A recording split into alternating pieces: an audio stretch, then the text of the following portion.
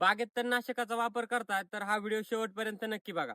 शेतकरी मित्रांनो, आता बरेचसे शेतकरी बाग तानावरती सोडतात किंवा आपल्या बागेमध्ये तणाचं प्रमाण खूप झालेलं असतं. मग हे कंट्रोल करण्यासाठी किंवा आपण त्याला काय केलं पाहिजे पर्याय? तर तणनाशकाचा वापर आपण मुळीच केला नाही पाहिजे. जेणेकरून आपलं झाड काडीवरती जातं. त्याचबरोबर जे झाडाची फळगळ देखील आपल्याला त्या ठिकाणी बघायला मिळते. आपण शेतकऱ्याच्या भाषेत सांगायचं झालं तर मगरी लागते. त्याचबरोबर आपण तुम्ही बघू शकता ही आपली बाग आहे. आपण यामध्ये रोटावेटरचा वापर केलेला आहे. यावर्षी देखील रोटावेटर मारला होता तर कुठल्याही प्रकारे इफेक्ट दिसत नाही. त्याचबरोबर फळगळ देखील होत नाही.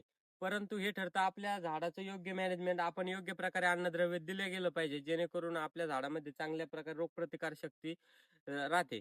त्याचबरोबर आपण आपली बाग धरल्यापासून साधारणतः 1 ते 2 फवारण्या घेतल्या. त्यामध्ये लाल कोळीसाठी एक घेतली. या अगोदर आपण 6 बी वगैरे घेतलं होतं. आपण जर रोटावेटर चालवायचा नसेल, तर आपण ग्रास कटरचा वापर केला पाहिजे. जर लेबरचा अभाव असेल, तर आपण रोटावेटर डायरेक्टली आणू शकतो. कुठलाही इफेक्ट आपल्या बागेवरती होत नाही.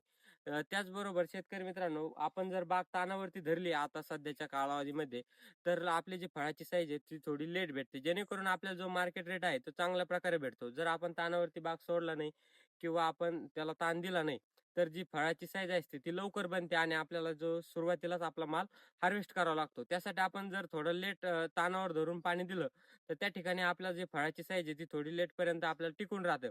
त्यासाठी आपण ताण देणं देखील गरजेचं असतं किंवा ज्या शेतकऱ्यांचा बाग फुटलेला नाही, मिरग बागेसाठी देखील त्यांनी ताण दिला पाहिजे. धन्यवाद शेतकरी मित्रांनो. जर तुम्हाला माहिती फायद्याची वाटली असेल, तर इतर शेतकऱ्यांपर्यंत शेअर करायला विसरू नका. धन्यवाद.